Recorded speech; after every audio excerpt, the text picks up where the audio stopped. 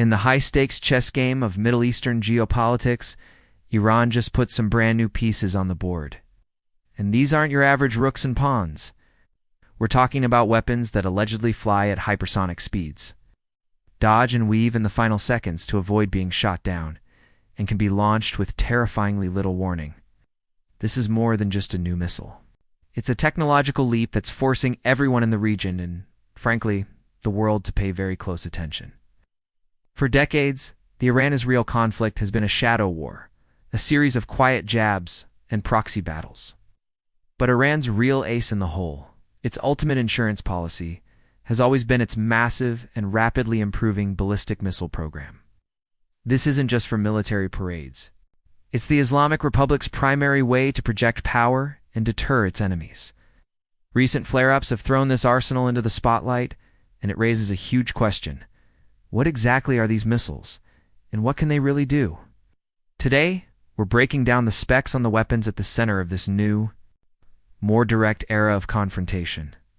The Kheybar-Shakan, the Emad, the Qadr, and the supposed game-changer, the Fattah-1 hypersonic missile. First up is the Kheibar Shekan, or Fortress Breaker. Unveiled in 2022, this is a third-generation solid-fuel missile, and that detail is incredibly important. See, older liquid-fueled rockets can take hours, even days, to prep for launch. Solid-fuel missiles, on the other hand, can be ready to go in under 15 minutes. That makes them way harder to find and destroy on the ground before they re in the air. It has a range of about 1,450 kilometers, which puts all of Israel easily within reach from launch sites in western Iran. But the real trick is in its warhead. It's a maneuverable re-entry vehicle, which is a fancy way of saying it can perform high-speed jukes and dodges as it's hurtling toward its target. So while defense systems like Israel's Arrow or David's Sling are trying to calculate where to intercept it, the Kheibar Shekan can change course, making a clean hit extremely difficult. This missile shows a clear shift in Iranian strategy. It's all about speed, its precision, and staying one step ahead of the defenses. Next, let's talk about the Emad and Qadr missiles.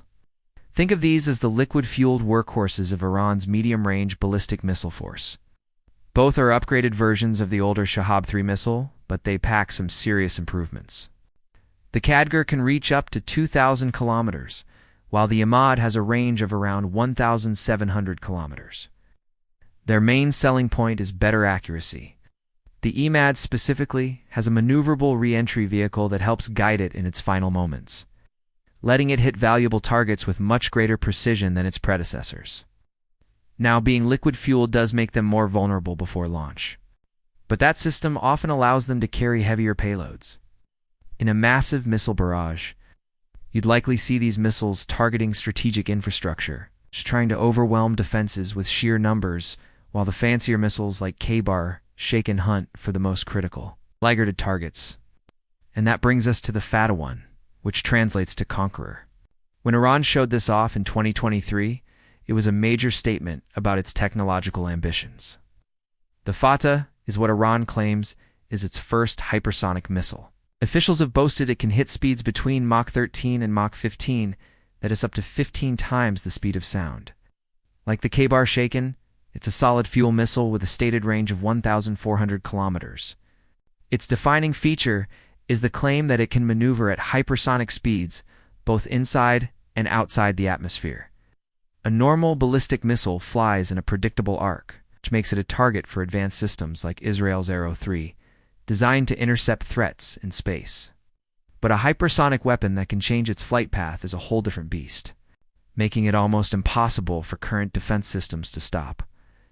While its true effectiveness in a real fight is still being debated by analysts, just the possibility that a weapon like this is operational is enough to force a complete rethink of defense strategy in the region.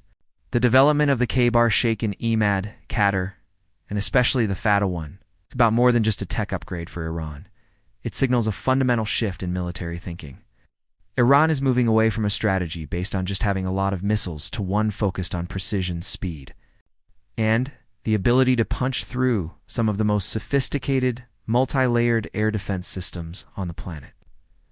This evolving arsenal means the long-running shadow war is now backed by the very real threat of a direct high-tech fight. The strategic balance in the Middle East isn't just changing, it's accelerating at hypersonic speed. So what does this new generation of missiles mean for the future of the region? I'd love to hear your thoughts in the comments below. And if you found this breakdown useful, be sure to like this video and subscribe for more deep dives into military tech and geopolitics. Thanks for watching.